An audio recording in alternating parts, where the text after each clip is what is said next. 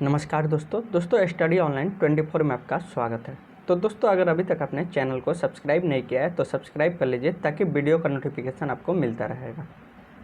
तो दोस्तों यहाँ हम लोग जो क्वेश्चन देखने वाले हैं आपके एग्ज़ाम की दृष्टि से काफ़ी इम्पोर्टेंट हैं और ये क्वेश्चन आपके BPSC pre, Bihar SI mains या और सब भी जो आप लोग कॉम्पिटिटिव एग्ज़ाम देते हैं उसमें पूछे जा सकते हैं। तो आइए देखते हैं इन प्रश्नों को। तो दोस्तों सबसे पहला प्रश्न है, मुस्लिम लीग ने पाकिस्तान की मांग आधिकारिक तौर पर कब किया। तो दोस्तों ये काफ़ी इम्पोर्टेंट क्वेश्चन है कि मुस्लिम लीग जो है पाकिस्तान की मांग आधिकारिक तौर पर कब करता है। तो दोस्तों इसका जो राइट आंसर होगा सी होगा, मार्च 1940 में। यानी मुस्लिम लीग जो है पाकिस्तान की मांग आधिकारिक तौर पर मार्च 1940 में करता है और 14 अगस्त 1947 को पाकिस्तान अलग राष्ट्र बनता है। तो ये चीज़ आपको ध्यान में रखना है। नेक्स्ट क्वेश्चन है, निम्नलिखित में किसके अनुमोदन से भारत की संचित निधि से पैसा निकाल लिया जाता है। यानी किसके अनुमोदन करने के बाद भारत की जो संचित निधि है उससे पैसा निकाला जाता है। तो ये भी काफ़ी इंपॉर्टेंट क्वेश्चन है और दोस्तों ये पॉलिटी का क्वेश्चन है। तो दोस्तों यहाँ 4 ऑप्शन दिए गए हैं, केंद्रीय वित्त मंत्री, भारत के प्रधानमंत्री, भारत के राष्ट्रपति और भारत की संसद। तो दोस्तों भारत की संसद के अनुमोदन के बाद ही संचित निधि से पैसा निकाला जाता है। तो दोस्तों जो ये पैसा निकाला जाता है किस आर्टिकल के तहत निकाला जाता है ये भी क्वेश्चन बनता है। तो दोस्तों आर्टिकल जो है आपका आर्टिकल 114(3) के अंतर्गत ये पैसा निकाला जाता है। और संचित निधि से पैसे निकालने के लिए दोस्तों एक विधेयक पारित करना पड़ता है जिसका नाम है विनियोग विधेयक। अगर विनियोग विधेयक पारित हो जाता है तब भी भारत की संचित निधि से पैसा निकाल सकते हैं, अन्यथा नहीं निकाल सकते। तो ये चीज़ भी आपको ध्यान में रखना है। तो यहाँ आपका क्वेश्चन बनता है कि किसके अनुमोदन से भारत की संचित निधि से पैसा निकाल सकते हैं, यानी निकाला जाता है। तो भारत की संचित निधि से आर्टिकल 114(3) होगा और इसके लिए एक विधेयक जो पारित करना पड़ता है उसका नाम है विनियोग विधेयक। अगर ये पारित होगा तब भी पैसा निकलेगा, नहीं पारित होगा तो पैसा आपका नहीं निकलेगा। नेक्स्ट 3rd नंबर क्वेश्चन है,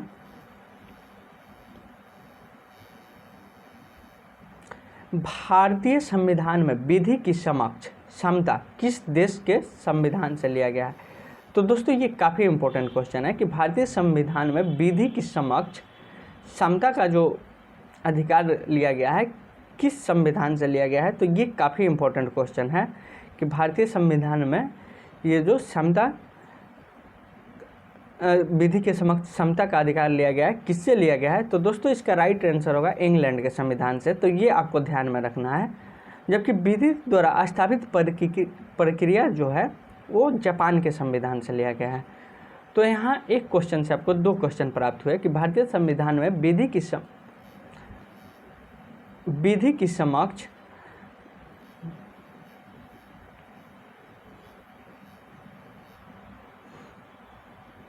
समक्ष क्षमता किस देश से लिया गया है। तो ये आपको ध्यान में रखना है इंग्लैंड।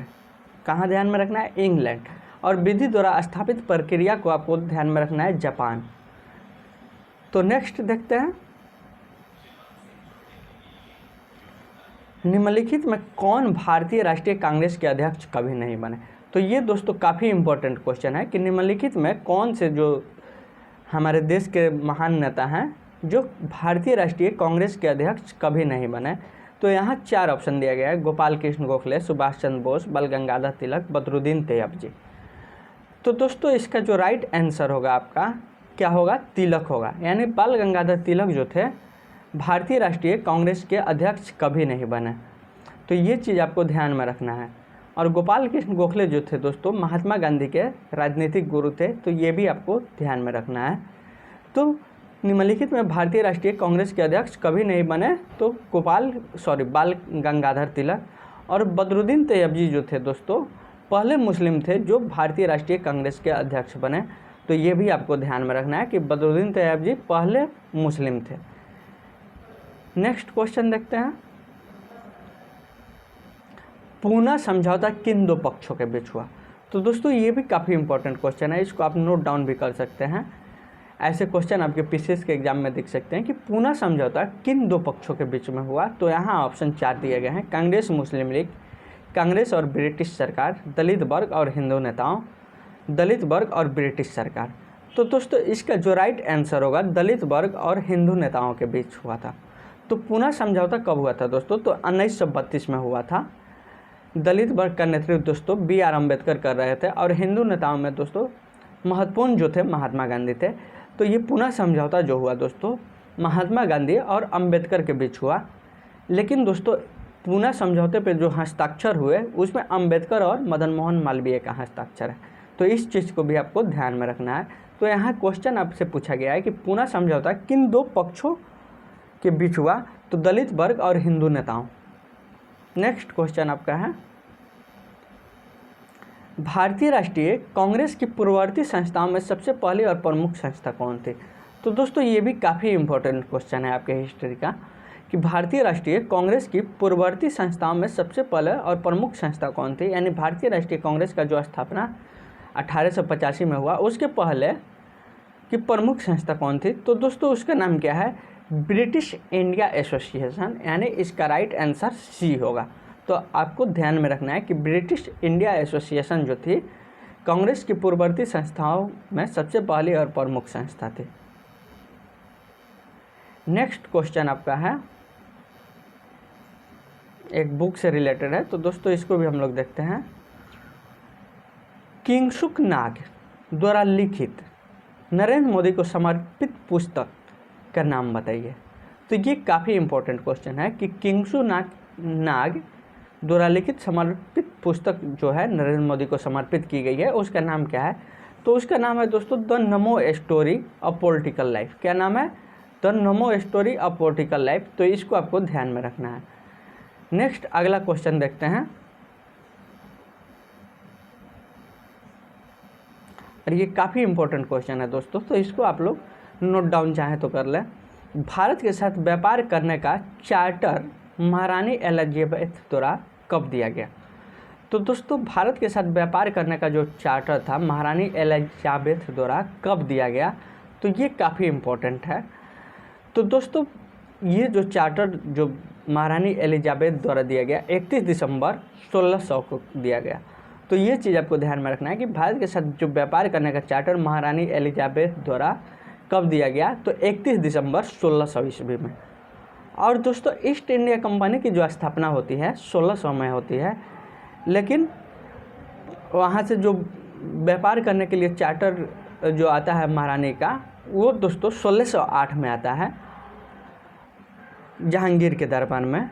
तो ये चीज़ भी आपको ध्यान में रखना है कि 1608 में ईस्ट इंडिया कंपनी जो है भारत में उसका आगमन होता है, जहांगीर के दरबार में आता है। और वो जो पत्र लेकर आता है दोस्तों वो अकबर के नाम से होता है, लेकिन अकबर की मृत्यु 1605 में हो जाती है और 1608 में जब पहुंचता है तो उसकी मुलाकात दोस्तों जहांगीर से होती है। तो ये चीज़ भी आपको ध्यान में रखना है। और दोस्तों 1608 में जो है ईस्ट इंडिया कंपनी को सूरत में कंपनी लगाने का अधिकार मिल जाता है, लेकिन पुर्तगाली षड्यंत्र के कारण ये अधिकार फिर वापस ले लिया जाता है। तो इस चीज़ को भी आपको ध्यान में रखना है। तो इसके तहत ईस्ट इंडिया कंपनी की जो पहली फैक्ट्री लगाई जाती है दोस्तों 1813 में लगाई जाती है सूरत में। तो ये चीज़ आपको ध्यान में रखना है।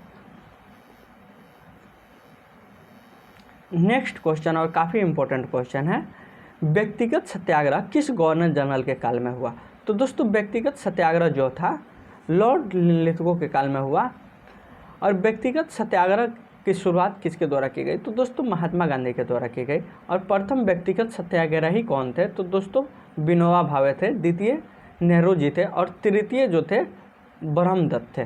तो ये तीन नाम भी आपको ध्यान में रखना है कि प्रथम व्यक्तिगत सत्याग्रही कौन थे? विनोबा भावे, द्वितीय नेहरू जी और तृतीय ब्रह्मदत्त। और व्यक्तिगत सत्याग्रह की शुरुआत किसने की? तो महात्मा गांधी द्वारा की गई। और उस समय गवर्नर कौन था? तो लॉर्ड लिथगो था। तो ये चीज़ आपको ध्यान में रखना है और इसकी शुरुआत 1940 में हुई थी। नेक्स्ट क्वेश्चन देखते हैं। ये क्वेश्चन दोस्तों काफ़ी इम्पोर्टेंट है। Dadabhai Naoroji British House of Commons के लिए चुने जाने वाले पहले भारतीय थे। उन्हें किस पार्टी के टिकट पर चुनाव जीता? तो दोस्तों ये काफ़ी इम्पोर्टेंट है कि Dadabhai Naoroji British House of Commons के लिए चुने जाने वाले पहले भारतीय थे। तो वे जो चुनाव जीते किस पार्टी से लड़े थे, यानी किस पार्टी के टिकट पर चुनाव जीते? तो यहाँ 4 ऑप्शन दिया गया है, लेबर पार्टी, कंजर्वेटिव पार्टी, निर्दलीय और लिबरल पार्टी। तो दोस्तों दादा भाई नौरोजी लिबरल पार्टी से लड़े थे। किस पार्टी से लड़े थे? लिबरल पार्टी से।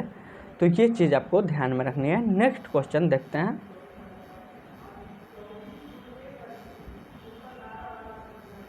भारत में थियोसॉफिकल मत का प्रारंभ किसने किया?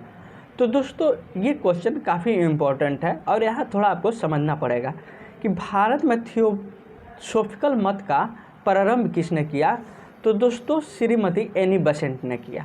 यानी इसका राइट आंसर जो होगा कि भारत में थियोसॉफिकल मत का प्रारंभ किसने किया? तो श्रीमती एनी बेसेंट। लेकिन इसकी स्थापना किसके द्वारा की गई थी? तो मैडम ब्लाउस्की और कर्नल ऑलकॉट के द्वारा। तो ये चीज़ आपको ध्यान में रखना है कि थियोसॉफिकल मत की स्थापना किसके द्वारा की गई? तो मैडम ब्लाउस्की और कर्नल ऑलकॉट के द्वारा। लेकिन भारत में थियोसॉफिकल मत का प्रारंभ किसके द्वारा किया गया? तो ये किए थे श्रीमती एनी बेसेंट। तो ये चीज़ आपको ध्यान में रखना है। और श्रीमती एनी बेसेंट भारतीय राष्ट्रीय कांग्रेस की प्रथम महिला अध्यक्ष थी, ये भी आपको ध्यान में रखना है। नेक्स्ट देखते हैं। तो दोस्तों ये हमारा लास्ट क्वेश्चन था। अगर वीडियो आपको अच्छा लगा हो तो अधिक से अधिक लाइक, शेयर और सब्सक्राइब कीजिए। धन्यवाद दोस्तों।